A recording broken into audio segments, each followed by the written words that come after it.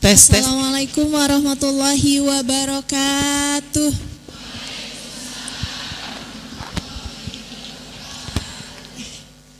Alhamdulillahirabbil alamin arrahmanirrahim maliki yaumiddin asyhadu alla ilaha illallah wa asyhadu anna muhammadan abduhu wa rasuluh alladzi la nabiyya ba'da amma ba'du. Alhamdulillahirabbil alamin, senang sekali pada pagi hari yang cerah ini ya. Alhamdulillah hari ini cerah, tidak hujan, Masya Allah. Kita doakan juga semoga saudara-saudara kita baik yang di luar pulau maupun saudara-saudara kita yang di Kabupaten Bandung, di Kota Bandung, Bandung Barat yang sedang terkena musibah banjir, Allah berikan kekuatan, Allah berikan kesabaran dan banjirnya segera surut. Amin amin ya rabbal alamin. Sebelumnya terima kasih banyak jazakumullah khairan katsiran untuk Majelis Ta'lim Darussalam yang sudah memfasilitasi kita kajian dan ruang aman untuk ibu-ibu, teteh-teteh semuanya yang hari ini hadir. Juga untuk DKM Masjid Darussalam, terima kasih banyak sudah memberikan kepercayaan dan memberikan fasilitas terbaiknya untuk kita hari ini sama-sama belajar. Teteh-teteh, aku manggilnya teteh-teteh aja ya. Teteh-teteh, apa kabarnya hari ini? Alhamdulillah luar biasa, Allahu Akbar. Dari TK kayaknya gak berubah ya. Tiap ditanya kabar jawabannya selalu itu. Nah khusus untuk kajian bareng Teh Inan hari ini ya, kalau aku tanya kabarnya, teteh, ibu semuanya jawabnya harus jujur. Harus apa? Kalau lagi capek bilang alhamdulillah, lagi sedih alhamdulillah, lagi kecewa alhamdulillah, lagi kecewa. Oke, siap ya? Aku tanya sekali lagi, teteh, ibu apa kabarnya hari ini? Alhamdulillah capek, alhamdulillah tidak baik-baik aja, Masya Allah ya. Alhamdulillah semua rasa disyukuri ya pada hari ini.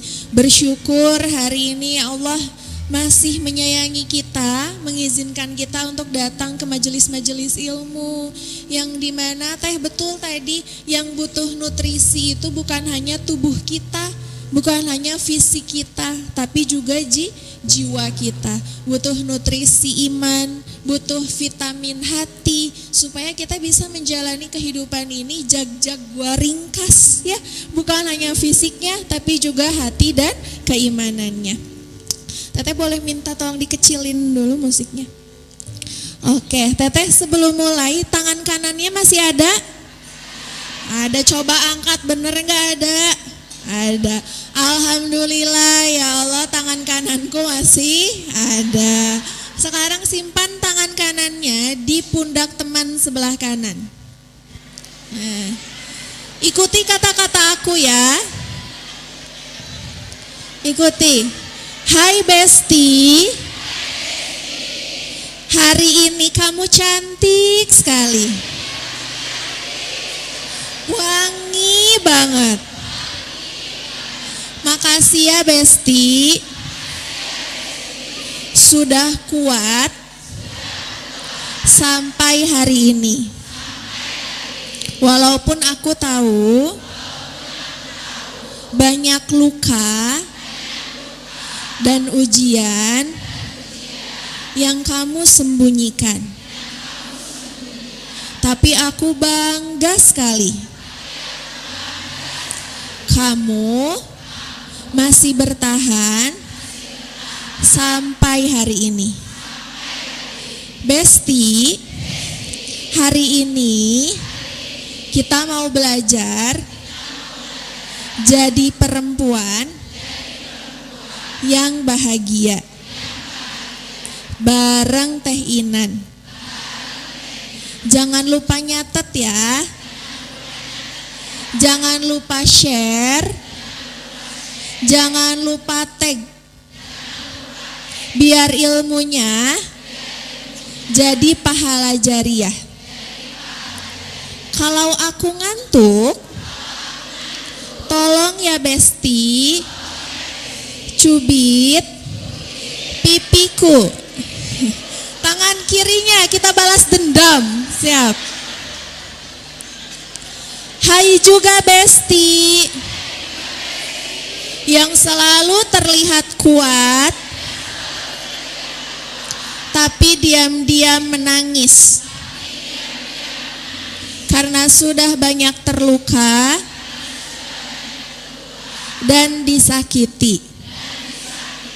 Besti, manusia mungkin bisa meninggalkanmu. Orang yang kamu harapkan melindungimu justru menjadi pusat kecewamu. Tapi tenang ya Besti, ada Allah yang selalu membersamaimu. Dan mulai hari ini ada aku yang juga sama-sama ripuhnya. Iya kan? Ibu-ibu nguatin temennya tapi kita juga lagi ripuh kan? Semua orang kesini bawa keripuhannya masing-masing, sepakat? Oke, teruskan. Besti, kalau aku ngantuk juga, tolong ya, cubit pipiku. Oke. Masya Allah, boleh kasih takbir untuk kita semua, takbir. Jadi sepakat yang ngantuk diapain? Dicubit apanya? Nanti Bu, nanti kalau ngantuk. Ini mumpang-mempeng ya, bisa nyubit si Besti Cina ya, Masya Allah. Oke Teteh, pada kajian hari ini kita akan bahas sesuatu yang sebetulnya sederhana, sesuatu yang sebetulnya ringan sekali, tapi jarang sekali kita punya ruang aman untuk bisa ngobrol sama diri sendiri, untuk bisa tahu kita ini sebetulnya kenapa. Oke, next. Teteh, aku mau Teteh jawab jujur dulu. Ke bawah Teh. Teh Gina boleh tolong? Aku mau Teteh dan Ibu semuanya jawab jujur dulu pertanyaan-pertanyaan nanti yang aku sampaikan, supaya nanti saat sesi hipnoterapinya sesuai dengan kebutuhan Teteh dan Ibu semuanya. Siap ya? Yang pertama, adakah di sini yang kesulitan tidur? Setiap malam bukannya tidur, kepala semakin berisik, overthinking, khawatir sama banyak hal, merasa belum bisa memaafkan hal yang sudah terjadi, ada? Atau ada juga yang galaunya justru pelor? Ada? Teh aku mah justru kalau lagi sedih banyak tidur, enak itu mah ya, Masya Allah. Adakah di sini yang kesulitan mengungkapkan isi hati? Ada, apalagi perempuan, ditanya sama suami, ibu kenapa? Jawabnya, gak apa-apa, sambil manyun, ya. Ibu mau makan apa? Jawabnya, terserah. Dibeliin nasi goreng, ngambek. Ayah Maya ternyata menikah belasan tahun gak ngerti apa yang aku suka. Cina ya. Perkara makan bisa jadi luka batin, karena kita tidak terbiasa mengungkapkan apa yang kita pengen, apa yang kita rasa. Sampai kapan kita mau pelihara komunikasi tidak efektif seperti ini? Karena anak-anak kita itu meniru, Bu. Makanya jangan aneh kalau anak-anak kita sekarang susah ditanya. Adek, mau pergi kemana? Jawabnya, kemana weh? Ya. Adek mau makan apa? Bebas. Ya, bari diasongkeunnya tuangeun teu dituang. Nah, anak-anak kita itu meniru bagaimana ibunya berkomunikasi dengan ayahnya, bagaimana ayahnya berkomunikasi dengan ibunya, karena anak-anak itu seperti spons, menyerap semua informasi, semua teladan di sekitarnya. Makanya kita harus perbaiki ini, karena kita tidak terbiasa mengungkapkan isi hati itu bisa jadi karena waktu kecil kita tidak pernah ditanya apa kabarnya sama orang tua. Atau mungkin ketika jatuh gak dibiarin nangis dulu. Kan ketika jatuh teh bukannya ditanya, mana yang sakit? Malah, nyak cek emak oge, gitu ya. Cek emak oge, gitu ya. Dan itu nular ke kita sampai hari ini. Sehingga anak kita berbuat salah, bukan ditabayunin dulu, ditanya dulu kenapa, tapi langsung disalahkan, langsung dihakimi, gitu ya.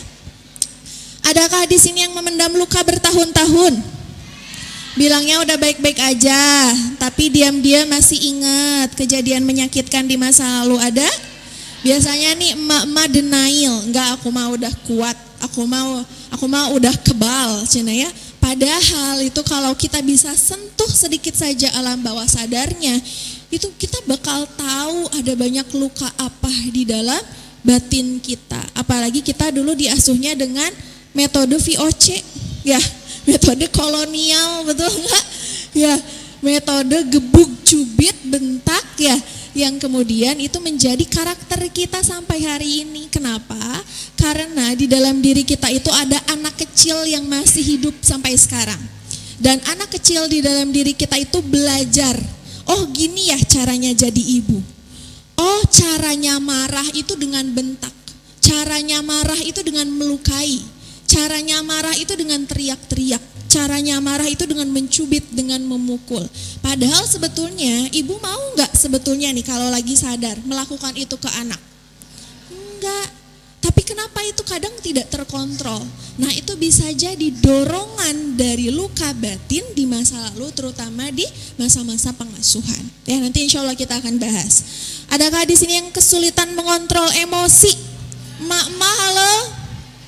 Yang di media sosial seperti Ibu Peri, di rumah seperti Sumala, tuh serem banget ya. Di rumah seperti nenek sihir ya.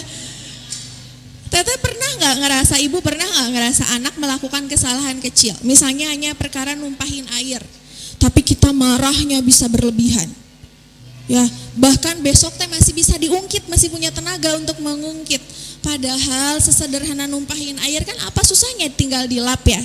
Tapi jiwa anak yang sudah terlanjur keruh karena teriakan kita, karena mata melotot kita, itu tidak bisa diperbaiki, gak bisa dijernihkan lagi.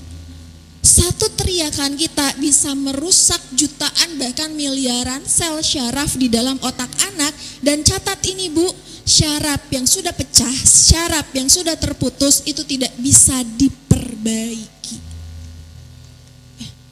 Atau enggak ada harapan, bukan berarti gitu, nanti kita bahas. Tapi yang jelas sel yang udah ibu pecahkan karena teriakanmu itu enggak bisa kita perbaiki. Ini bukan kata saya, menurut penelitian. Ya, jadi hati-hati dengan nada bicara, dengan bahasa.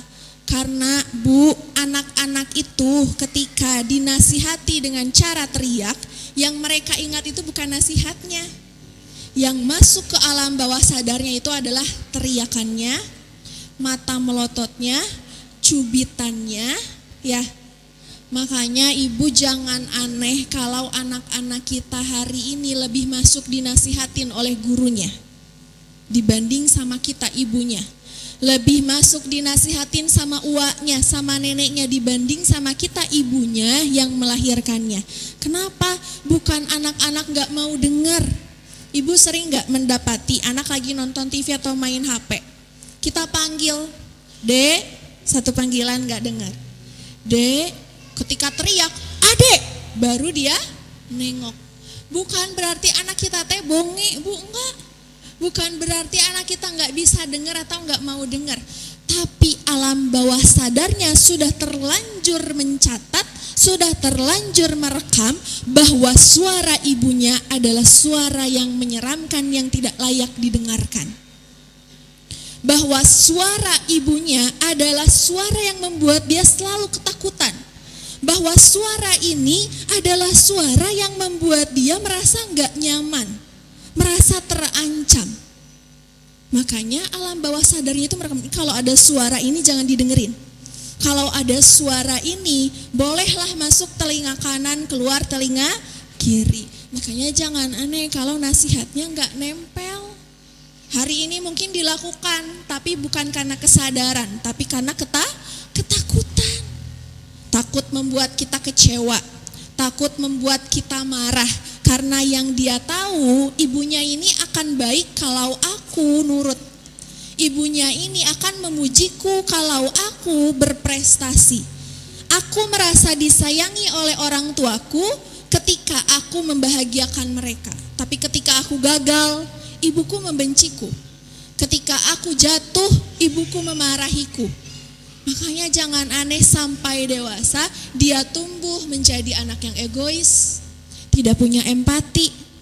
Bahkan kita sudah tua jarang ditengok. Ya, paling ya udah kirim uang, itu juga mending masih kirim uang. Karena ibunya sudah tidak menjadi ruang aman, pusat aman untuknya lagi gitu. Nah, jangan sampai kita perbaiki apa yang sudah rusak, karena memperbaiki itu jauh lebih banyak biayanya, besar biayanya, menghabiskan waktu. Coba ibu lihat sekarang banyak anak-anak yang rusak.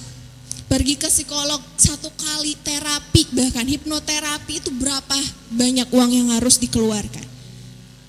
Maka nikmati ketika hari ini kita ngerasa kelelahan mengurus anak, nemenin anak, dibanding nanti kita harus memperbaiki yang rusak.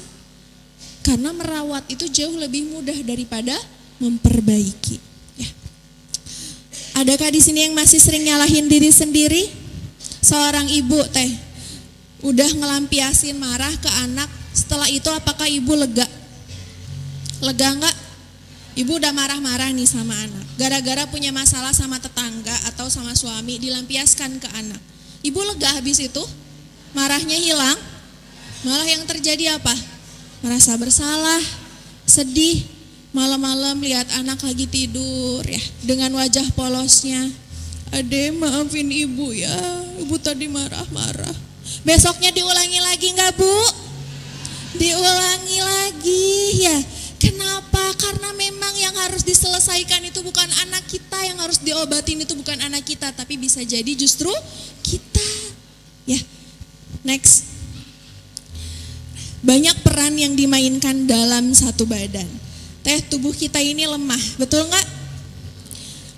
Tubuh kita Allah ciptakan dalam keadaan lemah, fi kabad di dalam Al-Quran, dalam keadaan susah payah, dalam keadaan gak bisa apa-apa kalau bukan Allah yang menolong. Tubuh yang lemah ini, anu babarian ieu, jompo ini gitu ya. Bahkan meskipun masih muda tapi udah jompo, remaja jompo gitu. Harus diberikan beban yang begitu banyak. Jalani peran jadi ibu iya. Ada yang jalani peran sekaligus jadi ayah di sini? Ada. Jadi ibu iya, jadi ayah iya. Ngurus rumah tangga iya, ngurus anak iya, sambil juga berdagang. Ada yang sambil dagang? Sambil juga kerja ada? Begitu banyak peran dipikul oleh hanya satu tubuh. Ibu bayangkan betapa kelelahannya tubuh dan jiwa kita. Sehingga kita hampir tidak punya waktu untuk diri sendiri. Ya. Bahkan untuk hal-hal yang kita butuhkan, kita banyak memendam, kita banyak mengedepankan kebutuhan dan keinginan anak. Coba ibu kalau punya uang 200.000, bentar lagi lebaran, ibu lebih milih beli baju anak atau beli baju ibu, walaupun ibu udah 2 tahun gak beli baju lebaran? Beli baju anak, pasti itu mah seorang ibu mah tanpa disuruh oleh siapapun, dia akan merasa lebih bahagia melihat anaknya pakai baju bagus di tengah saudara-saudaranya yang lain. Betul enggak? Nah, tapi itu kalau kita tidak lakukan dengan jiwa yang sadar, cuman sekedar ya udahlah gimana lagi jadi ibu mah emang kayak gini, itu secara enggak sadar kita sedang melukai batin kita sendiri. Beda kalau kita melakukannya full mindful. Oh ya, aku melakukan ini untuk ibadah. Aku melakukan ini karena aku memang bahagia melihat anakku bahagia. Tapi kalau udah ngelakuin itu terus menggerutu, enak kamu mah beli pakai baju bagus, ibu mah udah 2 tahun gitu. Atau minimal curhat ke tetangga, ya habis mah baju teh iya deui. Nah berarti kita melakukan itu tidak mindful, belum sadar. Masih kayak rutinitas aja. Kayak ibu sholat, yang hanya menggugurkan kewajiban gak akan bikin tenang. Padahal hakikat sholat itu untuk ketenangan, untuk obat, untuk syifa. Kayak Rasulullah juga kan dianugerahi syariat sholat itu ketika amul huzni, ketika tahun kesedihannya. Ya, maka kalau kita belum merasakan sholat itu sebagai obat, artinya kita belum mindful dalam sholat, kita belum sepenuhnya sadar kita sholat untuk apa. Gitu ya. Next. Kadang kemarahan yang muncul hari ini berasal dari luka yang belum pernah diberi ruang untuk sembuh, bukan karena ibu adalah ibu yang jahat, tapi bisa jadi kita hanya sedang terluka. Ibu marah-marah, ibu menyakiti anak.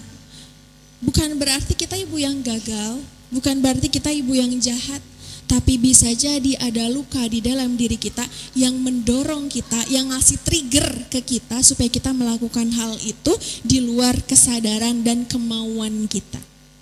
Ya. Ingat rumusnya Bu, anak yang dulu disakiti, dia akan tumbuh menjadi ibu yang tersakiti. Dan ibu yang tersakiti akan menyakiti anak-anaknya. Jadi luka itu turun-temurun, luka batin itu bisa kita turunkan ke generasi-generasi berikutnya, ke fase-fase kehidupan berikutnya. Kalau tidak ada orang yang berani mengambil konsekuensi atau mengambil ketidaknyamanan untuk menyembuhkan dan menghadapi luka itu. Karena untuk sembuh itu harus dihadapi, diakui. Jangan denial, ada gimana lagi, aku dulu disiksa sama orang tuaku yang memang karena orang tuaku begitu. Tapi tidak diakui dulu perasaannya, bukan untuk menyalahkan orang tua, ini hati-hati. Bukan untuk menyalahkan orang tua, tapi karena kita ingin sembuh, ingin pulih, dan supaya luka ini tidak kita wariskan kepada anak-anak kita. Ibu mau anak-anak kita merasakan luka yang sama seperti kita. Jadi ibu yang kasar seperti kita. Jadi ibu yang emosional, ibu yang pemarah, ibu yang gak sehat batinnya, ibu yang gak sehat jiwanya. Kan jangan sampai ya. Makanya harus ada satu generasi yang ambil peran, yang dengan berani menghadapi luka itu dan menyembuhkannya. Ya. Next. Setiap kita pasti pernah disakiti. Luka batin itu pasti berasal dari eksternal diri kita, betul gak? Dari orang-orang yang mungkin kita harapkan menjadi pelindung kita. Karena biasanya justru luka batin paling dalam itu disebabkan oleh orang terdekat. Betul gak Bu? Disebabkan mungkin oleh orang tua, oleh pasangan, oleh mertua, oleh ipar, oleh tetangga. Rata-rata oleh orang terdekat. Karena kalau dilakukan oleh orang yang baru lewat itu lukanya juga cepat sembuhnya. Paling sakit hati sebentar, gak akan dibawa sampai bertahun-tahun. Tapi yang dilakukan oleh orang-orang terdekat, yang justru kita harapkan mereka jadi pusat bahagia kita, jadi orang-orang yang melindungi kita, membela kita. Tapi justru sebaliknya, nah itulah yang biasanya menjadi luka batin. Tapi sebetulnya luka batin itu juga adalah persepsi. Atau kalau dalam bahasa psikologi dan hipnoterapi atau psikoterapi itu namanya toxic mind. Atau racun di dalam pikiran. Jadi sebetulnya perlakuan orang di eksternal diri kita, di luar diri kita itu netral Bu sifatnya. Jadi sifatnya belum tentu maksud dia tuh menyakiti, tapi keterima sama kitanya menyakiti karena mindset kita, perkataannya itu menyakitkan. Bisa jadi kalau kata-kata itu disampaikan ke orang lain itu biasa aja. Contoh, ada si A, dia belum hamil, tapi dia pengen hamil. Dia udah bayi tabung segala macam, pokoknya habis banyak uang, dia sangat berharap. Si B juga belum hamil, tapi memang karena dia belum mau hamil, sengaja untuk tidak hamil dulu. Ditanya sama seseorang, kamu kapan hamil? Udah hamil belum? Rasanya bakal beda gak Bu? Beda. Bagi si A itu akan sangat menyakitkan, bagi si B santai aja, dan memang aku belum mau hamil. Jadi artinya sebetulnya luka batin itu tergantung persepsi. Makanya di dalam Al-Quran kan Allah bilang, takdir Allah itu sesuai dengan prasangka hambanya. Sesuai dengan prasangka hambaku. Teteh, sekarang kita praktek sedikit. Coba teteh telapak tangan dua gini ibu. Disamakan, garis yang pertama ini kelihatan? Yang kalau kita sebut mah bentuknya M. Nah garis yang paling atas, samakan kanan kirinya. Udah samakan? Terus tutup. Tutup. Lihat jari tengahnya yang lebih pendek yang mana? Tentukan yang kanan atau yang kiri. Ada yang kanan, ada yang kiri. Kalau sama, coba lihat walaupun sedikit bedanya. Udah? Jari tengah yang lebih pendek, tangannya kepalkan. Jari tengah yang lebih pendek, tangannya kepalkan. Kepalkan. Jari tengah yang lebih pendek, tangannya kepalkan. Kalau tangan kanan yang lebih pendek, berarti tangan kanan yang dikepalkan. Udah? Kepalkan bu. Kalau sama pilih salah satu. Pilih salah satu, ibu maunya yang mana? Sudah kepalkan semua? Sekarang teteh tarik nafas. Keluarkan perlahan. Bagus sekali. Tarik lagi nafas. Keluarkan perlahan, tutup mata pelan-pelan. Kita akan minta sama Allah yang maha segalanya, maha menciptakan, maha menghidupkan. Yang kalau Allah udah bilang kun fayakun, kita yakin takdirnya itu akan terjadi. Kita minta sama Allah, tolong panjangkan jari tengah tangan yang aku kepal. Tutup matanya teh. Ya Allah, tanganku ini Engkau yang ciptakan. Aku yakin ya Allah, apa yang aku pikirkan itu sesuai dengan takdir-Mu, dan takdir-Mu akan mengikuti apa yang aku pikirkan. Maka ya Allah, boleh ya tolong panjangkan jari tengah tangan yang aku kepal. Karena aku yakin di sisi-Mu tidak ada yang mustahil.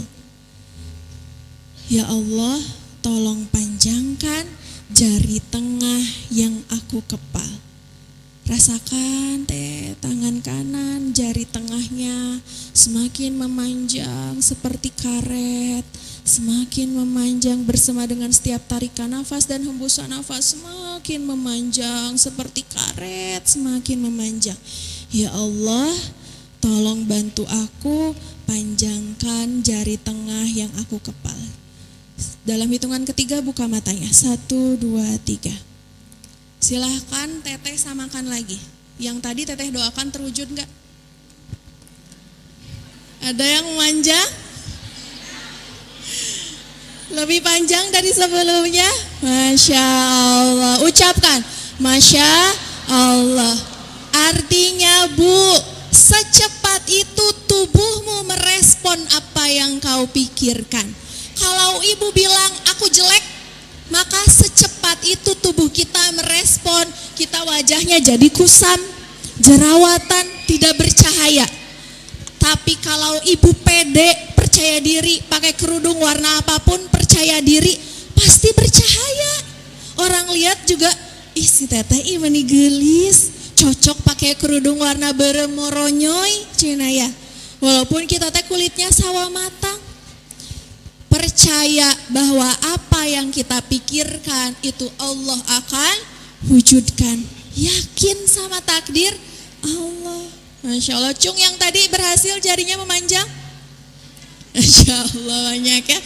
Barakallah. Yang belum berhasil jangan risau. Ini kenapa ya gitu. Bisa jadi belum fokus ya, belum mengikuti instruksiku tadi, masih ada yang buka mata atau ya kalau aku instruksikan ibu tutup mata, percaya sama aku ibu tutup mata. Masya Allah ya. Secepat itu tubuh kita merespon apa yang kita pikirkan. Ibu sering sakit GERD. Ya ada di pikirannya atuh dah nggak bisa sembuh. Ada abi mah ka dokter ieu teu cocok. Obat ieu teu cocok. Tidak yakin dengan apa yang sedang kita ikhtiarkan. Tapi kalau kita yakin dengan izin Allah aku pasti sembuh. Bu, sebetulnya kita nggak perlu obat. Banyak dokter, ini dokter medis bu, yang kerja sama kemudian sama hipnoterapis, itu ngasih obat ke pasiennya itu pil kosong. Ini ada metodenya di dalam dunia psikoterapi. Dikasihnya tuh pil kosong, gak ada obatnya. Tapi atas izin Allah banyak pasiennya yang sembuh dengan pil kosong. Itu karena kekuatan apa? Sugesti, kekuatan pikiran. Ya, sekuat itu Allah berikan kita obat di dalam tubuh kita. Allah bekali otak kita itu dua. Otak alam sadar dan otak alam bawah sadar. Ibu mengalami banyak kejadian memori dalam hidup, puluhan tahun hidup di dunia ini, yang tersimpan kenangannya di alam sadar itu hanya 20%. Bahkan ada yang bilang hanya 12%. Hanya 20%, sedikit sekali. Makanya ibu gak ingat usia 2 tahun pernah mengalami apa. Usia 5 tahun pernah mengalami apa. Atau bahkan 1 tahun yang lalu aja kita gak mungkin ingat kan, setiap detik per detiknya. Kemarin aja. Bahkan ibu-ibu mah ya, terutama yang udah punya anaknya lebih dari 1, karena otak ibu yang melahirkan itu semakin mengecil, jadi wajar. Semakin pelupa, semakin ibu yang bilang ya, bukan saya. Contoh nih, ibu teh di dalam kamar, mau keluar, mau melakukan sesuatu. Nembege buka panto, tos hilap, abi teh bade naonnya? Bade nyandak naonnya tadi teh? Atau ade pamilariankeun kacamata mama, padahal aya di luhureun mastaka. Mama eta kacamata di luhureun mastaka. Sering kayak gitu? Karena itu teh bentuk, salah satu bentuk kasih sayang Allah juga. Kemudian ibu yang 80% kenangan kitanya kemana? Apakah hilang? Terlupakan? Tidak. 80% memori, kenangan, ingatan di dalam seluruh kehidupan kita itu tersimpan, lebih mengakar, lebih kuat di mana? Di otak alam bawah sadar. Ibu mungkin gak inget usia 2 tahun waktu kecil pernah diapain, tapi tubuhmu merekam, dia pernah dicubit di bagian mana, dia pernah dipukul di bagian mana, atau mungkin dia pernah dilecehkan seperti apa, dia pernah mendengar kata-kata menyakitkan seperti apa. Mungkin kita gak ingat secara sadar, tapi ada sesuatu di dalam diri kita, alam bawah sadar kita itu merekam dan mengingat semuanya. Dan itu biasanya hadir ketika ada trigger yang mirip dengan situasi kita di masa lalu. Kayak tadi anak numpahin gelas, numpahin air, kenapa kita bisa marah banget? Karena bisa jadi waktu kecil kita pernah melakukan kesalahan yang sama dan kita diteriaki seperti itu, dimarahi seperti itu. Ya, kita hari ini banyak nuntut anak. Ibu pernah gak gini? Ade sok geura mam, mamah mah dulu hoyong mam jeung udang teh hararese. Anak kita marahin, selalu ada bahasa kayak gitu. Ade les, mamah mah dulu hayang les teh bisa. Ada yang kayak gitu? Atau kita pernah ngerasain pengen beliin mainan untuk anak karena kita dulu gak bisa beli mainan itu. Ada? Sebetulnya keinginan itu bukan berasal dari dirimu yang sekarang, bukan berasal dari diri ibu yang sekarang, tapi dari anak kecil di dalam dirimu. Dia itu dulu terluka, gak bisa beli mainan ini. Mungkin bagi kita udah tua sekarang sepele ya, pirage kitu atau menit tungguan. Tapi bagi anak kecil di dalam diri kita itu adalah sebuah luka. Makanya kita timpakan harapan, ekspektasi itu kepada anak-anak kita. Anak-anak kita dibebankan ekspektasi kita yang dulu belum kita wujudkan. Ada jadi PNS, dulu mama pengen jadi PNS gak bisa. Ada kuliah ke sini, dulu mama pengen kuliah ke sini gak bisa. Padahal belum tentu anaknya mau. Capek hidup seperti itu, capek hidup di bayang-bayang ekspektasi orang tua yang dia tuh sebetulnya belum tentu mau untuk menjalani itu. Teteh kenal sama Nabi Ibrahim? Awas ada yang bilang kenal. Tahu, Nabi Ibrahim itu datang atau menjemput Nabi Ismail itu setelah Nabi Ismail besar, betul? Tapi ketika ketemu itu udah ditinggalin sekian tahun, sekian lama, Nabi Ismail udah besar baru ditemui. Nabi Ibrahim kemudian belum apa-apa udah menawarkan kepada Nabi Ismail sebuah perintah dari Allah untuk menyembelih Nabi Ismail. Tapi apakah walaupun itu perintah dari Allah, Nabi Ibrahim nggak nanya dulu ke Nabi Ismail, udah ini perintah dari Allah, kalau nggak dilakuin dosa, nggak dilakuin masuk neraka loh. Gitu nggak Nabi Ibrahim? Enggak, tapi nanya dulu, wahai Ismail, aku diperintahkan oleh Allah untuk menyembelihmu. Bagaimana pendapatmu? Gitu kan bahasanya, walaupun itu tuh perintah Allah, yang mau nggak mau harus dilaksanakan, tapi nanya dulu. Coba kita mah, ada sholat, muntes sholat asup neraka. So gimana anak kita bisa secara sadar menjalani sholat? Meureun sholat nanti pas ayah kita hungkul, besok lusa kita meninggal, anak kita tidak terbiasa sholat sendiri, anak kita belum hideng teh sholat sendiri.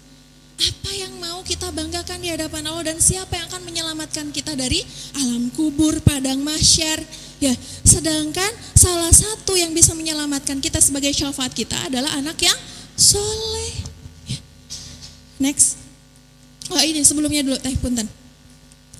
Nah tadi ya kembali, luka batin itu biasanya berasal dari sesuatu yang membuat kita terluka. Sekarang aku ingin tanya, teteh ibu kalau teteh dilukain sama orang, disakitin sama orang, ini ngikutin suara otak nih, jangan dulu ngomongin norma agama. Pengennya balas atau diam? Balas atau diam? Balas atau ya udah hilasin aja? Balas atau ya udah sabar aja? Balas atau diam? Balas. Pertanyaan kedua, sebetulnya boleh gak sih membalas kejahatan orang yang udah melukai kita? Boleh gak? Tidak boleh. Sebelah sana? Gak boleh. Sebelah sini? Tidak boleh. Boleh gak? Ada yang boleh, ada yang gak menibala lagi ya jamaah ente Darussalam. Boleh gak? Boleh gak? Ini boleh, ini enggak. Boleh gak? Sebelum sama mah sampai zuhur ini terus pertanyaan. Yang depan boleh nggak? Boleh, tapi ragu-ragu. Yang belakang boleh nggak? Jawabannya boleh. Asik.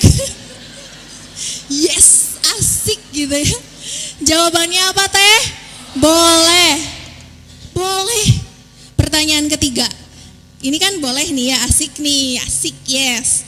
Ibu disakitinnya 5 sama ipar atau sama tetangga atau sama siapalah yang pernah mengkhianati, menyakiti ibu. Ibu pengennya balasnya berapa? 10 lebih. Pengennya balas berapa yang belakang? 10, 5. Mendingnya ini mah balager kemarin di Masjid TSM 1000 cenah. Jadi siapa yang zalim kalau begitu? Kita. Betul, boleh membalas kejahatan orang yang udah nyakitin kita. Syaratnya 1, kalau kita disakitinya 5, balas dengan 5. Jangan lebih, jadi lebih mah kita yang jadi zalim. Pertanyaan selanjutnya, ibu disakitinnya 5, mau balas dendam, ada yang bisa menjamin nilainya juga 5? Banyak kejadian ya, orang dilukain hanya karena kata-kata atau karena ditagih hutang. Balas dendamnya dengan apa? Siram air keras, ngebunuh, nusuk, ya. Pasti lebih dari apa yang dia terima. Kenapa? Karena orang yang nyakitin kita mah mungkin bisa aja dia mulutnya aja lemes, iseng aja. Tapi orang yang mau balas dendam, dia bawa energi yang besar, bawa marah, kecewa, sedih, dendam, besar energinya. Dan orang yang sedang merasakan emosi yang sangat, emosi yang intens itu sedang menggunakan tenaga alam bawah sadarnya.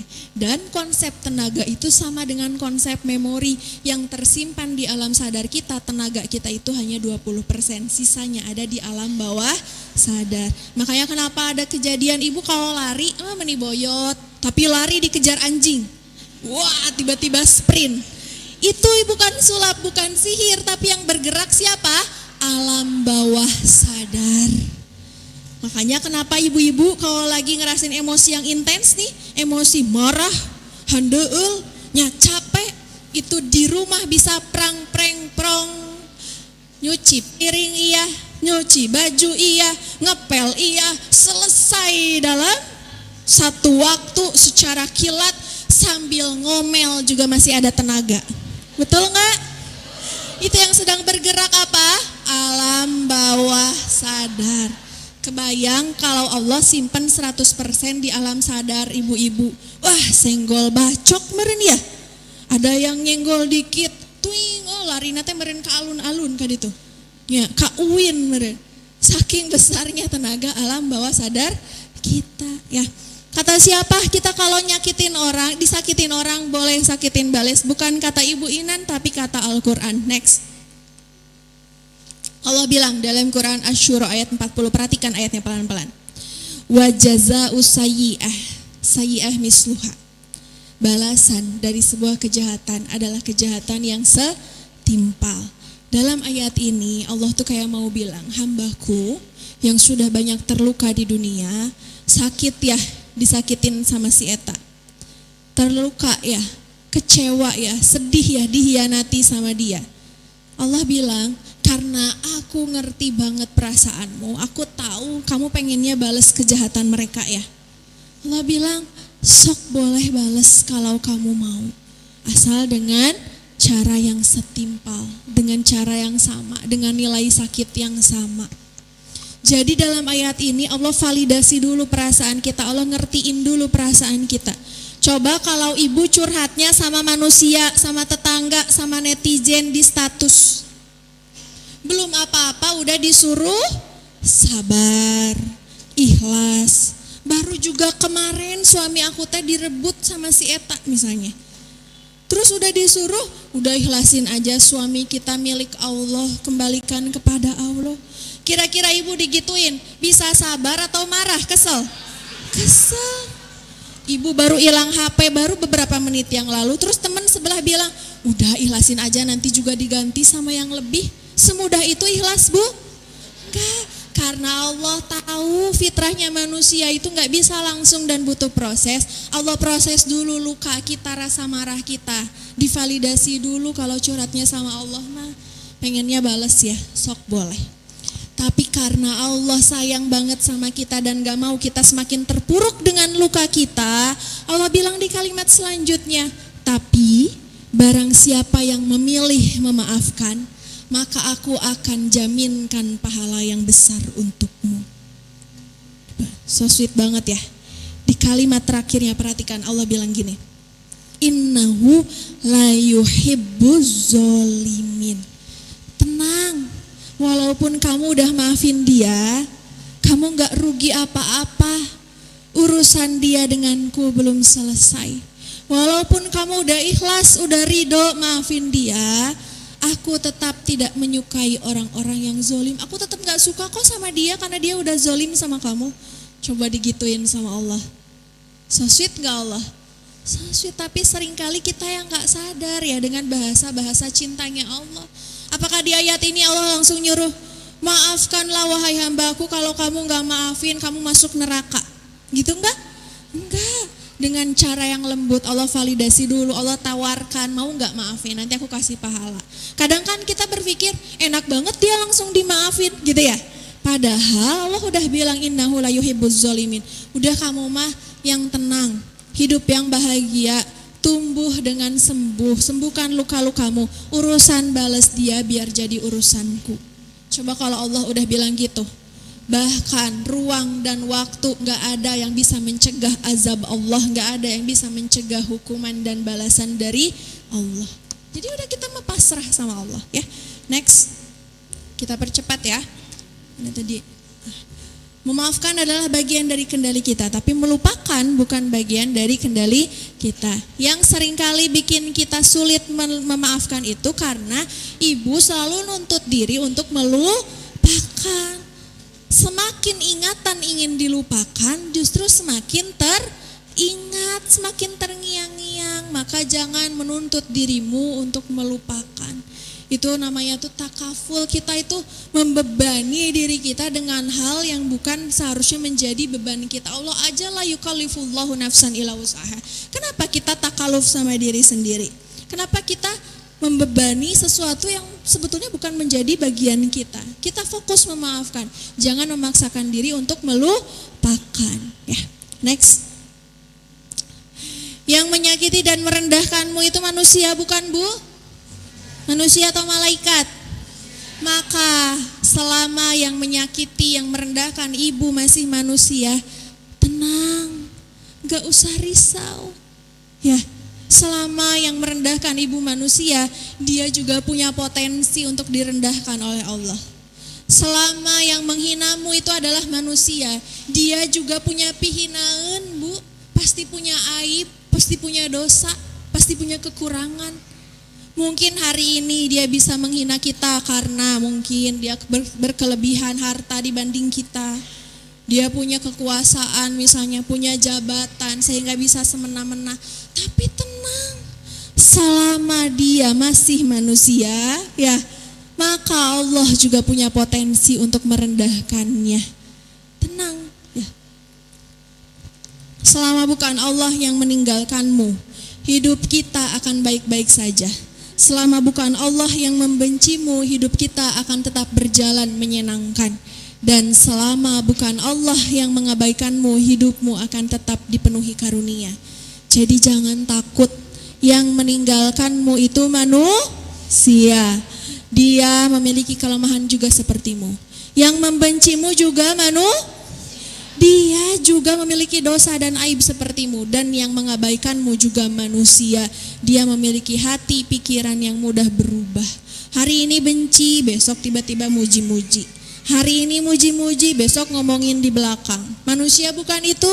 Manusia. Ya, pokoknya mah jadi manusia, mah kalau tidak disakiti, ya berarti kita yang menyakiti. Kita juga punya potensi untuk menyakiti orang lain. Ya, maka jangan terlalu merasa, oh hidupku hancur nih gara-gara dia. Ya, oke, next. Tetap boleh ikuti kata-kata aku, tangan kanan dada kiri. Sambil tepuk-tepuk. Aku tidak takut kehilangan apapun. Selama kepergian manusia membuatku semakin dekat dengan Allah. Aku tidak rugi apapun. Selama kebencian manusia membuatku semakin mencintai Allah. Aku tidak takut apapun. Selama pengabaian manusia membuatku semakin diperhatikan Allah. Usap-usap, masukkan afirmasi ini ke dada ibu. Sehingga apapun yang ibu hadapi dari manusia, ibu tenang. Tenang, ada Allah, ini cuma dunia. Tenang, dia hanya manusia sama kayak ibu. Punya kekurangan, ya, punya aib juga, punya dosa. Cukup hanya rendahkan diri kita di hadapan Allah. Ya, next. Manusia mungkin bisa menyakitimu, tapi tenang, Allah akan menyembuhkanmu. Bahkan Allah bilang, wala yahzunka qauluhum, janganlah kamu bersedih atas perkataan-perkataan mereka, atas hinaan mereka, fitnahan mereka, caci maki dan lain sebagainya. Karena in yansurkumullah fala ghaliba lakum, jika Allah sudah membelamu, ibu sudah menggenggam pembelaan Allah, ibu sudah menggenggam rahmat Allah, pertolongan Allah, maka tidak ada seorang pun yang bisa mengalahkanmu, tidak ada seorang pun yang bisa menyakitimu. Maka dekati Allah, ya, pulang ke Allah. Disakiti sama manusia, pulang ke Allah. Dilukai sama manusia, minta penyembuhan sama Allah. Ya, dibahayakan sama manusia, diancam sama manusia, minta perlindungan sama Allah, yang dimana perlindungannya itu sempurna, tidak terhalang ruang dan waktu. Next. Ibu, kalau aku tanya luka terbesar ibu ada di mana, ibu jawab di mana? Coba Cung, yang merasa luka terbesarnya ada di masa kecil. Oke. Ibu harus ngacung ya, yang enggak ngacung bisul. Enggak bercanda. Ngacung ya. Yang merasa luka terbesarnya ada di luka pengasuhan atau luka masa kecil, Cung. Oke, terima kasih. Yang merasa luka terbesarnya di usia remaja, Cung. Yang merasa luka terbesarnya di usia dewasa, terutama saat menikah, Cung. Ini yang gak ngacung, gak punya luka. Ada yang semuanya ngacung. Banyak lukanya. Ini yang depan semuanya ngacung. Anak-anak iya, remaja iya, dewasa iya. Dedeh teuing kita teh ya Allah. Ini yang tengah gak ngacung. Apakah ibu tidak memiliki luka? Gak mungkin. Sekali lagi, gak boleh ada yang gak ngacung. Ini sesederhana ini bahkan ibu gak kenal sama diri sendiri. Gak tahu. Inyanya luka abi teh di mananya? Kunaonnya abi teh selama ini? Padahal gak mungkin kita gak punya luka. Akui, syarat pertama untuk sembuh itu diakui. Ibu mau ikut hipnoterapi kemanapun, hipnoterapi sehebat apapun, tapi ibu kalau gak akuin ibu gak akan sembuh. Ibu datang ke dokter hebat manapun, ibu gak akui ibu sakit gak akan sembuh. Syarat untuk sembuh yang pertama kali itu akui, validasi, ngobrol sama diri sendiri, kenal aku teh kenapa. Iya maka batur bisa si eta teh nya cigana NPD, cigana gelo, ya. Ari ka diri sendiri nggak kenal, ay aku kenapa ya? Begitu lihai menilai orang lain tapi tidak kenal dengan diri sendiri. Saya lagi ya, kalau ada yang nggak ngacung aku pulang.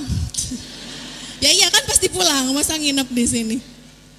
Yang merasa luka batin terbesarnya di masa kanak-kanak angkat tangannya. Alhamdulillah nambah. Yang merasa luka batin terbesarnya di usia remaja angkat tangannya. Teteh Mas Hadayana. Gak apa-apa, makasih ya. Yang merasa luka batin terbesarnya di usia dewasa terutama saat menikah angkat tangannya. Masya Allah, ibuku naon. Laki-laki mana yang menyakitimu ibu? Yang usia dewasa ada yang terlukanya sama mertua? Siun angakuna. Ada yang merasa terlukanya oleh ipar? Sama suami? Ada.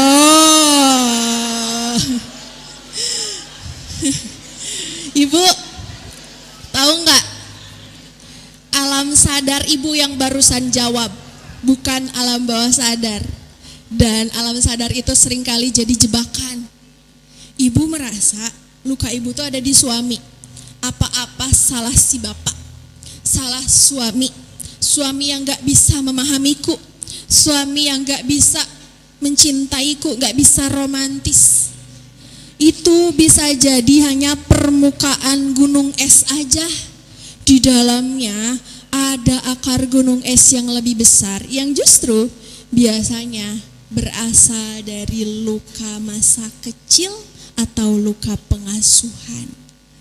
Bu, anak kecil yang terluka itu tangki cintanya bocor. Dia akan cari perhatian, cari validasi, cari kasih sayang keluar.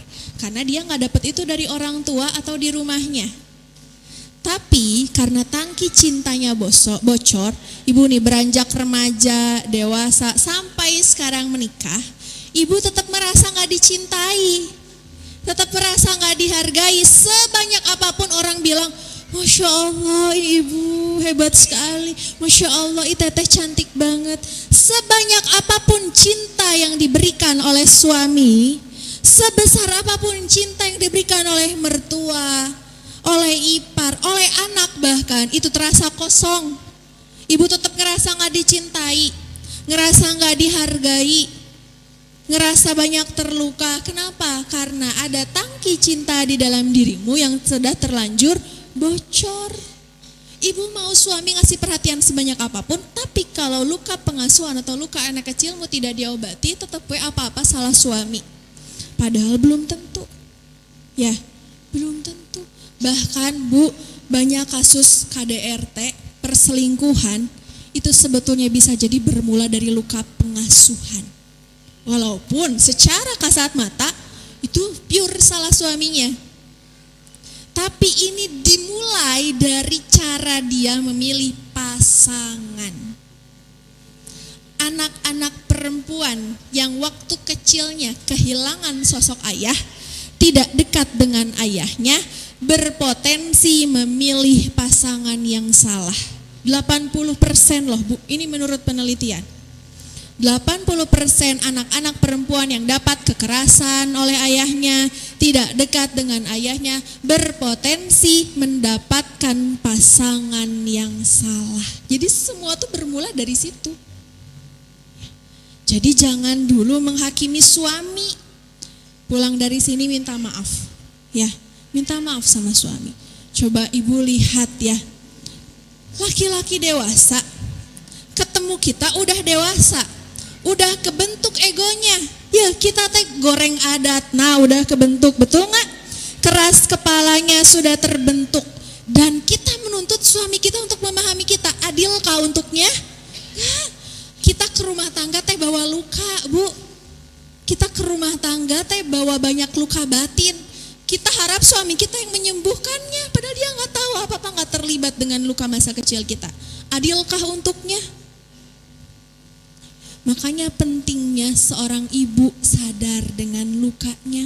Karena kalau seorang ibu udah sembuh dengan lukanya, banyak orang yang terselamatkan. Anak terselamatkan, suami terselamatkan, cucu cicit kita terselamatkan. Ya. Next. Walaupun ibu bingung sekarang ini luka aku teh ada di mana, tapi tenang, kita pasrahkan sama Allah karena tak ada luka yang tersembunyi dari Allah. Setiap air mata yang jatuh karena disakiti, dihianati, dikucilkan, dizolimi itu disaksikan oleh langit, dicatat oleh malaikat dan disiapkan balasannya oleh Rabb yang Maha Adil. Next, kita percepat ya. Nah ini, ibu kalau lagi terluka, lagi disakiti, lagi banyak ujian, biasakan banyak berdoa. Jadikan privilege doa. Ibu tahu kan kalau orang yang terzolimi itu doanya tanpa hijab. Tapi biasanya nih ya yang suka salah kaprah, kita pakai doa itu untuk orang yang udah nyakitin kita, betul gak? Sing si eta ngarasakeun anu ku abi rasakeun. Kitunya. Ya Allah aku mau maafin, tapi minimal si eta tidung sruk heula bisa teu sih. Minimal jenggut heula teu sih.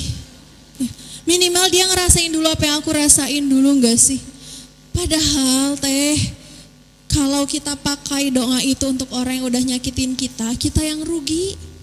Enak banget. Mending pakai doa itu untuk diri sendiri. Nih, aku kasih tips gimana supaya doa kita langsung fastajib lakum. Kalau Allah udah bilang fastajib lakum di dalam bahasa Arab, karena aku kuliah jurusan bahasa Arab juga, jadi sedikit banyaknya kayak kenapa tadi di ayat-ayat setidaknya sedikitnya aku tahu kenapa Allah pilih kata ini, kenapa Allah pilih kata ini, padahal bahasa Arab itu kaya. Termasuk dalam kalimat fastajib lakum. Kalau Allah udah bilangnya, Allah tuh kan bilang gitu ya ke Nabi Ibrahim, fastajib lakum. Kalau Allah udah bilang fastajib lakum, di dalam bahasa Arab itu ada kata sambung fa dan wa. Fa dan wa artinya maka dan wa itu dan artinya. Itu namanya kata sambung. Kalau Allah bilangnya wastajib, pakai kata wa artinya itu ada jeda. Aku akan kabulkan, tapi mungkin beberapa tahun setelah ini, tapi mungkin masih lama gitu. Tapi kalau Allah udah bilang fastajib lakum, artinya melesat, langsung terwujud, terijabah. Pertanyaannya, kita peka enggak dengan cara Allah mengijabah doa kita? Karena seringkali bentuknya beda, ya. Ingat, Allah itu tidak akan mengganti sebuah doa kecuali untuk Allah gantikan dengan yang lebih baik. Allah tidak akan menunda sebuah doa kecuali untuk disempurnakan. Jadi Allah itu pasti akan mewujudkan doa kita, tapi tergantung kita peka enggak dengan cara Allah mewujudkannya. Perhatikan ayat ini. Zikru rahmati rabbika abdahu Zakaria. Ayat ini sedang menceritakan tentang kisah Nabi Zakaria yang bersusah payah berdoa kepada Allah untuk meminta keturunan. Dalam kondisinya yang sudah sangat sepuh dan menurut banyak dokter atau tabib ya pada masa itu, Nabi Zakaria itu gak mungkin punya anak. Istrinya udah divonis mandul, udah sepuh, udah tua, gak mungkin punya anak. Tapi Nabi Zakaria tidak pernah berhenti berdoa kepada Allah, terutama ketika Nabi Zakaria berdoa di mihrabnya Maryam. Ya, jadi ini ada siroh di balik sirohnya itu panjang sebetulnya. Nanti ya mudah-mudahan di lain kesempatan kita bisa kajian sirohnya terkait ayat ini. Nah, idna darobbahu nidaan khofiyya. Adab yang pertama dalam berdoa kepada Allah. Nabi Zakaria itu kalau berdoa kepada Allah dengan cara yang khofi. Khofi itu apa? lembut, tenang. Jangan ini mah, ya Allah gitu ya, beri jejerewetan, teriak-teriak. Termasuk nanti ibu ya ketika hipnoterapi mau berdoa sama Allah, jangan wah wah gitu ya, berdoa sama Allah. Ya Allah merintih. Itu cara Nabi Zakaria berdoa dengan cara yang khofi. Ini adab yang pertama. Tips kenapa doa Nabi Zakaria dikabulkan dengan segala ketidakmungkinannya. Kemudian di kalimat selanjutnya perhatikan. Nih caranya Nabi Zakaria berdoa. Kalimat pertama. Ya Tuhanku, sungguh tulangku telah lemah dan kepalaku telah dipenuhi banyak uban. Di kalimat pertama doanya Nabi Zakaria ini, Nabi Zakaria sampaikan segala ketidakmungkinan dan kekhawatirannya. Ya Allah, aku tuh ingin punya anak. Tapi aku udah tua, tulangku udah lemah, kepalaku sudah dipenuhi uban. Ibu misalnya ingin dilunasi hutang-hutangnya, sampaikan ketidakmungkinannya kepada Allah. Kelemahan ibu, ya Allah, aku tuh miskin, aku tuh gak punya apa-apa. Ya Allah, penghasilanku hanya segini, rasanya gak mungkin ya Allah aku bisa terbebas dari hutang-hutangku. Ya Allah, aku pengen punya rumah sendiri, gak mau terus numpang sama orang tua. Tapi gaji suamiku cuman segini ya Allah. Ya Allah, rasanya gak mungkin ya aku bisa punya rumah cash tanpa riba gitu. Berdoa sama Allah dan sampaikan kelemahan-kelemahan kita kepada Allah. Itu satu. Kedua, ini betapa cantiknya doa Nabi Zakaria. Nabi Zakaria bilang, walam akum bidu'aika robbi syakiyya. Ya Allah, walaupun kata manusia gak mungkin, walaupun keadaan diriku rasanya gak mungkin bisa punya anak, istriku juga mandul, tapi aku percaya ketika aku menyampaikan doa ini kepadamu, maka engkau tidak akan membuatku kecewa. Cantik sekali. Walam akum bidu'aika rabbi syakiyya. Nabi Zakaria sampaikan keyakinannya. Ya Allah, tapi aku yakin walaupun ini rasanya gak mungkin, Engkau tidak akan membuatku kecewa. Engkau tidak akan memulangkan doaku kepadaku dalam keadaan kosong, tangan kosong. Engkau pasti akan mewujudkan doaku kan ya Allah. Sampaikan keyakinan kita kepada Allah. Kalimat selanjutnya. Dan sungguh aku khawatir terhadap kerabatku sepeninggalku, padahal istriku seorang yang mandul. Sampaikan, ya Allah, kata orang, rumah tanggaku tuh rasanya udah gak bisa diselamatkan. Ya Allah, kata dokter, aku udah gak bisa sembuh. Ya Allah, kata si A, aku gak mungkin punya anak. Ya Allah, kata si C, aku gak mungkin punya rumah. Aku gak mungkin bisa bayar hutang, ekonomiku gak mungkin naik. Aku gak mungkin bahagia. Sampaikan kekhawatiran-kekhawatiran kita, keresahan-keresahan kita kepada Allah. Dan terakhir nih, ya Allah, karena manusia gak bisa ngasih itu, nih Nabi Zakaria, maka anugerahilah aku seorang anak dari sisimu. Nabi Zakaria sadar kalau mintanya ke dokter, mintanya ke manusia itu udah gak mungkin. Makanya Nabi Zakaria langsung minta seorang anak dari sisi Allah. Ya Allah, mungkin aku gak mungkin sembuh, tapi tolong ya Allah, datangkan ketenangan dan kesembuhan darimu. Ya Allah, aku teh miskin, tapi tolong ya Allah datangkan rezeki yang berkah dari sisimu. Minta dari sisi Allah. Ya, ini kenapa Nabi Zakaria minta dari sisi Allah, sebetulnya ada sirahnya juga berhubungan dengan Maryam yang dihamparkan banyak buah-buahan di mihrabnya. Nabi Zakaria nanya, wahai Maryam, kamu dapat ini dari mana? Nah, kemudian Maryam bilang, min indi rabbi, aku mendapatkan ini dari sisi Tuhanku, karena buah-buahan itu bukan buah-buahan yang biasa ada di dunia. Jadi Nabi Zakaria yakin ini bukan buah-buahan yang ada di dunia nih, ini pasti dari Allah, ini pasti dari surga. Ternyata betul, Maryam bilang min indi rabbi, makanya Nabi Zakaria dapat inspirasi, oh aku juga harus minta anak dari sisi Allah. Kemudian Allah jawab apa? Fastajib. Ketika Allah udah bilang fastajib, gak ada satupun manusia yang bisa menghalanginya. Ketika Allah udah bilang fastajib, gak ada satupun manusia yang bisa bilang gak mungkin, bisa bilang atau menghalangi terwujudnya doa-doa dan mimpi kita. Ya, next. Nah ini juga boleh teteh praktikan, tangan kanan dada kiri ya jabar, wajburni. Ya Jabbar wajburni, wahai Allah yang maha perkasa, tolong pulihkan hatiku, hibur aku ya Allah. Setelah ya Jabbar wajburni sampaikan, ya Allah pengen dihiburnya pakai apa ibu? Atas segala kelelahan, jadi ibu atas segala luka-luka, sampaikan pengen dihiburnya oleh apa? Ya Allah aku pengen dihiburnya berangkat ke Baitullah tahun ini. Ya Allah aku pengen dihiburnya tahun depan berangkat haji dengan fasilitas terbaik. Ya Allah aku pengen dihiburnya dengan anak-anak yang soleh-solehah. Ya, ketika misalnya ada satu nikmat yang Allah ambil, Allah masih sisakan 4 nikmat itu, 9 nikmat yang lainnya dari 10 nikmat itu, syukuri dan minta 9 nikmat itu Allah hadirkan sebagai penghiburan hati kita atas satu yang hilang itu. Mungkin suami kita meninggal atau kita bercerai, kita dihianati suami, tapi Allah masih sisakan anak-anak yang sehat, anak-anak yang soleh, anak-anak yang menyayangi ibunya, maka minta penghiburan itu lewat anak-anak kita. Ya, next. Ini boleh ibu foto doa terhindar dari kecemasan, boleh ibu nanti praktikan selesai sholat, selesai ya Jabbar wajburni, dibaca doanya ya. Allahumma inni a'udzubika minal ham wal hazan wa a'udzubika minal ajzi wal kasal wa a'udzubika minal jubni wal bukhal wa a'udzubika min ghalabatid daini wa qahrir rijal ya. Ini lengkap, minta diberikan ketenangan, dihilangkan rasa sedih, kecemasan, dibebaskan dari hutang dan dijauhkan dari orang-orang yang zolim. Next. Nah, kita ini milik siapa sih Bu? Milik Allah. Nih teteh, tubuhmu nih, coba teteh pegang tubuh teteh. Itu milik teteh bukan? Teteh kalau dititipi nih, dititipi masjid ini oleh DKM, boleh nggak teteh rusak kipasnya? Robek-robek sejadahnya boleh?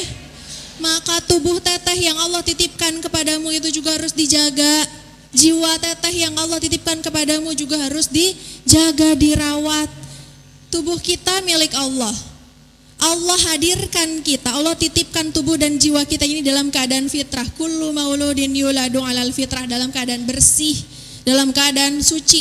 Boleh nggak kita pulangkan jiwa kita kepada Allah dalam keadaan menyimpan dendam, menyimpan marah, kecewa, luka-luka batin, babak belur di tubuh kita, kita kasih ke Allahnya dalam keadaan berdarah-darah, banyak luka, compang-camping, boleh?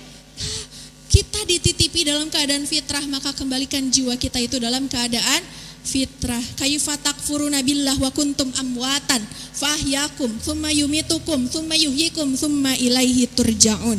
Allah itu menghadirkan kita ke dunia dalam keadaan mayit, dalam keadaan gak punya apa-apa, gak hidup. Kemudian Allah berikan kita ruh, berikan kita kehidupan. Kemudian nanti Allah kita matikan dan kita akan hidupkan lagi, dan sebaik-baik tempat kembali adalah kepada Allah. Maka kembalilah kepada Allah sebagai an-nafs al-mutmainnah, jiwa yang tenang. Maka ibu, teteh gak punya hak untuk menyakiti dirimu sendiri. Teteh gak punya hak untuk mukul-mukulin diri sendiri. Teh Bu, banyak jamaahku yang tiba-tiba tiba-tiba kirim foto lagi nyilet-nyiletin tangannya. Ibu Inan, aku udah gak kuat hidup di dunia. Ya, jangan sampai kayak gitu. Ayo teteh pasti bisa. Segala ujian yang Allah berikan, ingatlah yukallifullahu nafsan illa wusaha. Ibu gak punya hak untuk menyalahkan dirimu sendiri, gak punya hak untuk menghakimi dirimu sendiri, gak punya hak untuk menyakiti dirimu sendiri. Karena jiwa raga kita ini adalah milik Allah dan akan kembali kepada Allah. Ibu mau kembalikan dalam keadaan compang-camping atau dalam keadaan mutmainnah? Itu pertanyaannya. Kalau ibu mau kembalikan dalam keadaan mutmainnah, sembuhkan semua toksik-toksik, semua luka-luka di dalam diri. Bukan mau ngungkit masa lalu, tapi pengen sembuh, pengen tenang, pengen nikmat ibadah. Ya, next. Tenang ya, kita lebih cantik dari bidadari dunia. Mungkin kita nanti suami kita dikelilingi bidadari cantik. Bu, bidadari-bidadari di surga justru cemburu sama kita. Karena kita di surga itu jauh lebih cantik. Kenapa? Karena kita masuk ke surga itu sudah ditempa dulu, banyak diuji dulu, banyak disakiti dulu, banyak kehilangan dulu, banyak dilukai, baru kita Allah pantaskan untuk masuk ke surganya Allah. Next. Segala lelah itu akan berakhir. Ibu capek gak hidup di dunia? Capek gak? Jujur capek enggak? Jadi ibu capek enggak? Jadi istri capek? Ngurus suami capek? Yang enggak punya suami capek? Punya anak, ngurus anak capek? Berjuang ingin punya anak capek? Punya kerjaan capek? Nganggur capek enggak? Ibu dagang, dagangannya laku capek enggak? Dagangannya sepi. Ibu kesini naik motor capek? Ya udah jalan kaki capek. Ibu duduk ikut kajian 3 jam di sini capek? Ya udah berdiri kajiannya capek. Kenapa semuanya serba capek? Karena kita memang hidup di dunia tempatnya capek, tempatnya ikhtiar, tempatnya mujahadah, maka wajar kalau masih capek. Bahkan untuk sesuap nasi yang masuk ke dalam mulut kita juga itu melibatkan kelelahan banyak orang. Terus kapan kita istirahatnya? Di surganya Allah. Tidur juga capek, Bu. Allah takdirkan tidur pun capek. Ibu tidur seharian capek. Ya Allah takdirkan tidur pun capek. Ibu mau ngapain di dunia ini? Pasti jadi bos capek enggak? Jadi karyawan capek, semuanya capek. Satu-satunya tempat yang tidak ada lagi rasa lelah adalah di surganya Allah. Bahkan di surganya Allah nih ya teh, ibu lagi duduk di bawah pohon apel. Ibu bilang, ya Allah pengen apel. Untuk sesederhana kelelahan bangun dari tempat duduk, Allah tidak izinkan lagi kelelahan itu ibu rasakan. Ibu lagi duduk di bawah pohon apel. Yang perlu berdiri itu bukan ibunya, tapi Allah akan perintahkan ranting pohon itu merundukkan rantingnya sehingga kita mudah untuk mencabut apel itu. Masya Allah. Ibu mau ngerasain kenikmatan kayak gini? Nikmat. Sampai kita ada di titik akhirnya ya, berakhir juga hidup melelahkan di dunia. Ya Allah, akhirnya bisa istirahat juga. Ibu kalau ditanya pengen masuk surga, pengen gak? Ibu mah ragu, malaikat bingung ngamininnya. Masuk surga pengen gak? Kalau ditanya pengen masuk surga, pengennya surga mana? Surga Firdaus itu surga tempatnya Nabi dan Rasul dan istri-istri Nabi, betul? Pertanyaannya, amalan kita sudah setara istri-istri Nabi belum? Berarti siapa yang aneh itu? Tapi gak apa-apa, bercita-cita mah harus yang terbaik. Tapi aku mau kasih tips, boleh? Ada salah satu surga yang lebih mudah dijangkau oleh kita nih kaum mendang-mending, yang amalnya mendang-mending, yang bukan ahli tahajud sehingga mungkin gak bisa masuk surga lewat babut tahajud, bukan ahli sodakoh sehingga mungkin gak bisa masuk surga lewat babus sodakoh. Terus ya Allah, aku harus masuk surga lewat pintu mana? Ada satu pintu, salah satunya Allah khususkan untuk hamba-hamba Allah yang sudah kelelahan di dunia dan banyak terluka di dunia, banyak ngerasain kehilangan, banyak diuji di dunia, yaitu surga apa namanya? Next, surga Aden. Ini alum-alum di kajian Ibu Inan pasti tahu nih. Surga apa? Surga Aden. Surga Aden ini teh tempatnya di tengah-tengah, di antara surga Firdaus dan lain sebagainya. Dan kalau ibu masuk ke lewat pintu surga Aden, ketika Allah bukakan pintu surga ini, yang pertama kali terhampar adalah taman-taman surga. Satu pandang kita melihat taman-taman surga ini, segala lelah kita hilang, segala capek kita hilang, luka-luka kita hilang, air mata kita hilang. Segalanya terbayarkan ketika melihat taman-taman surga yang begitu indah Allah hamparkan untuk hamba-hamba Allah yang kelelahan. Bukan hanya itu, spesial banget untuk hamba-hamba Allah yang masuk lewat surga Aden. Perhatikan ayatnya pelan-pelan ya. Jannatu adnin yadkhulunaha wa man salaha min abaihim wa azwajihim wa dzurriyyatihim. Akan ada satu surga namanya surga Aden. Surga Aden ini boleh ibu masuki dengan rombongan. Sok ibu, surga seindah apapun, ibu mau nikmati sendirian? Sedangkan anak cucu pasangan orang tua kita entah di mana. Kita pengennya bareng-bareng lagi, betul? Allah sediakan surga ini untuk hamba-hamba Allah yang pengen masuk secara rombongan. Siapa aja yang bisa kita ajak? Yang pertama, waman sholaha min abaihim, orang-orang soleh di antara orang tua kita. Bukan hanya orang tua kandung, ibu mungkin ada yang diasuhnya oleh nenek kakek, ibu boleh ajak mereka. Yang diasuhnya oleh uwa, bibi, paman, ajak mereka. Yang mungkin kita di dunia belum bisa bahagiakan orang tua. Dulu orang tua kita ada, pengen pergi ke sana, pengen pergi ke sini, pengen beli ini, pengen beli itu, uangnya nggak ada. Sekarang ya Allah uangnya ada, tapi orang tuanya yang udah nggak ada.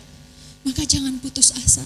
Kita masih punya kesempatan untuk membalas segala kebaikan mereka, untuk membahagiakan mereka dengan apa? Menggandeng tangan mereka ke surga Aden. Bilang sama Allah, ya Allah, mungkin banyak luka-lukaku disebabkan oleh orang tuaku. Tapi ya Allah, aku ridho menjadi anak mereka. Aku bersaksi mereka banyak kelelahan dan banyak diuji selama di dunia. Tolong ya Allah, bolehkan aku bersama dengan mereka, gandeng tangan mereka ke surga Aden. Selain abaihim wa azwajihim, teteh ajak pasanganmu, suamimu. Ya, seorang laki-laki